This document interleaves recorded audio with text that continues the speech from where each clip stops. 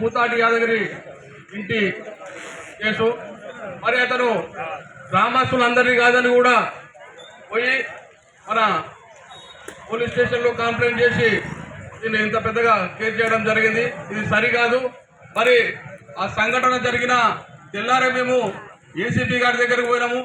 పోతే ఆయన అన్నాడేమంటే మీరందరూ ఏదైనా కాంప్రమైజ్ కూర్చొని వాళ్ళతో కాంప్రమైజ్ అయ్యి మాట్లాడుకుంటే మనం ఈ కేసు ఎత్తేయచ్చు, మీరు దయచేసి ఆ రకంగా మీరు ప్రయత్నం చేయండి అంటే ఆయన ఏమన్నా అంటే ఫస్ట్ ఇలా అరెస్ట్ చేస్తామంటే మేము మన మినిస్టర్ గారి దగ్గరికి ఎమ్మెల్యే గారి దగ్గర పోయి ఈ 4 రోజులు ఖచ్చితంగా మీరు అరెస్ట్ చేయకుండా ఉండండి సార్, మాకు కొంచెం టైం ఇస్తే మేము మాట్లాడుకుంటాము, మాట్లాడుకొని మీకు ఏదైనా విషయం చెప్తాం సార్, మేము పరిష్కారం.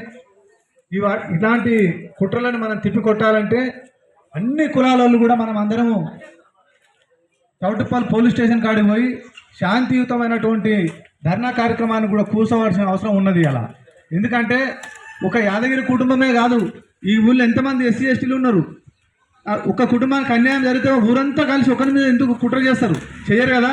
కేవలం ఆయన ఒక సంఘాన్ని ఒక కులాన్ని తీసుకొని వాళ్ళకు కొన్ని యాక్టులు ఉన్నాయి కదా అని చెప్పేసి ఆ యాక్టులని మన మీద ప్రయోగం చేయడం అనేది ఇది సమంజనీయం కాదు.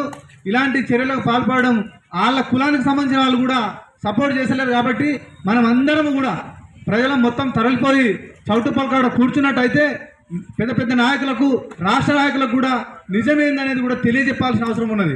వాళ్ళకి నిజం తెలియకుండా కేవలం ఒక యాక్ట్ని పట్టుకునే పోతున్నారు. యాక్ట్ని పట్టుకుని ఈ ఊర్లో ఎంతమంది ఉన్నారు కులస్తులు, వాళ్ళందరినీ తిట్టినామా? యాదగిరి కుటుంబాన్ని ఒక్కరిని తిట్టినామా? ఆయన తిడితే ఈ కేసు మనకు నిలుస్తుందా? మనం అందరం కరెక్ట్గా గట్టిగా ఉంటే అన్ని కులాలలో మేము కూర్చుంటే ఈ కేసు నిలవదు.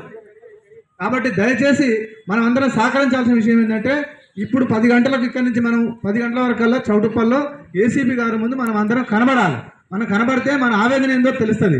వాళ్ళు చేస్తున్నటువంటి అరాచకం ఏందో కూడా మనకు తెలియజేయాల్సిన అవసరం ఉన్నది. దయచేసి ఈ కార్యక్రమం ముగిసేయగానే అందరూ దయచేసి చౌటుప్పల్ రావాల్సిందిగా కోరుతున్నాం.